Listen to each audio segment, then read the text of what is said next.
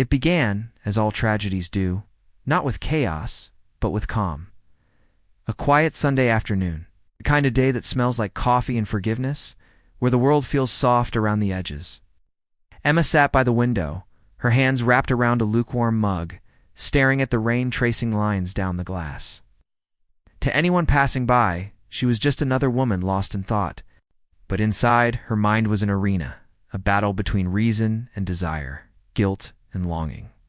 Because love for Emma had never been simple, and this time it was forbidden. She hadn't planned to fall in love with him. She never does. He wasn't even supposed to be available, not to her, not to anyone else. Daniel was her best friend's husband, a man she'd known for years, a name she'd heard spoken in laughter, in frustration, in trust. He was part of her circle, someone safe, someone familiar. But life has a cruel sense of irony. It docently asked for permission before crossing lines you swore you'd never touch. Their first spark wasn't fireworks, it was silence. A lingering glance at a dinner party, a shared joke that felt too intimate, a brush of the hand that lasted one heartbeat too long. They both felt it, the pull, the danger, the unspeakable thrill. Emma told herself it was nothing. She had to. But deep down, something ancient and reckless had already begun to bloom. Weeks passed. What started as friendly conversations became late-night confessions. Daniel began to see her differently, not as his wife's friend, but as someone who understood him in ways his marriage no longer could. He told her about the distance, the silence at home, the arguments that turned to apathy. And Emma, who had once sworn never to be the other woman, found herself listening, comforting, and feeling something she couldn't name, something intoxicating. One night, after another gathering where laughter masked the tension between them, it happened. The moment they both knew was inevitable. The house was quiet. His wife had gone upstairs early, tired, unaware. Emma lingered in the kitchen, helping clean up. Daniel came in, thanked her softly. Their hands touched again, and this time, neither of them pulled away. The air thickened. Words disappeared. In a single moment of weakness or truth, they crossed the line. The kiss was slow, desperate, drenched in guilt and longing. When they finally parted, both knew what they had done could never be undone. That night would live in their bones forever.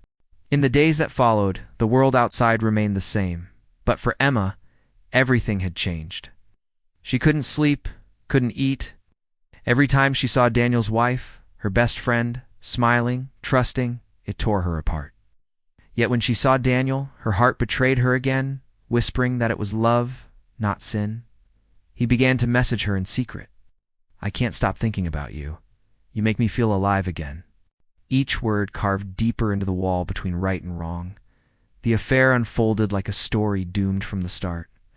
Hidden meetings, stolen hours, lies told too smoothly. Every touch carried a spark of fear, every embrace, the shadow of discovery. Emma lived in duality. By day, the loyal friend. By night, the secret lover. She told herself it was worth it, that love this powerful couldn't be wrong. But as weeks turned into months, the weight of deceit grew unbearable. There was a moment, small but shattering, when Emma realized love had turned to poison. It was during a late-night call when Daniel said, "You know, sometimes I wish I'd met you first." The words should have been beautiful, but instead, they broke her. Because she understood he would never leave his wife. Emma wasn't his beginning. She was his escape. Still, she couldn't let go. She told herself it was temporary, that love would find a way. But love built on betrayal always asks for payment, and payment always comes due. The truth began to unravel slowly like a thread being tugged from a fragile sweater. One evening, Daniel's wife, Claire, found a message she wasn't meant to see. It wasn't explicit, just simple, haunting. "I miss you already," but it was enough. Enough to open a door she could never close again. Claire confronted Daniel. He denied it, of course, the way liars always do. But Emma's world began to crumble when she received a message not from Daniel, but from Claire herself. "We need to talk." That night, Emma sat frozen in her car outside a quiet cafe. When Claire arrived, she didn't shout. She didn't cry. She just looked at Emma, really looked with eyes that held both pain and disbelief. "Was it worth it?" Claire asked softly. Emma couldn't answer. How could she explain that love had turned into her punishment? Claire didn't need her to reply. She simply stood, whispered, "You took something from me I can never get back," and walked away. That moment burned itself into Emma's soul. The sound of her footsteps fading into the night, the finality of silence that followed. Daniel tried to fix things, but it was too late. His marriage was broken, his reputation in ruins. And Emma, she became a ghost in her own life, avoiding familiar places, cutting ties, replaying every decision that led her here. The guilt consumed her, but the ache for him remained. That's the cruelest part of betrayal.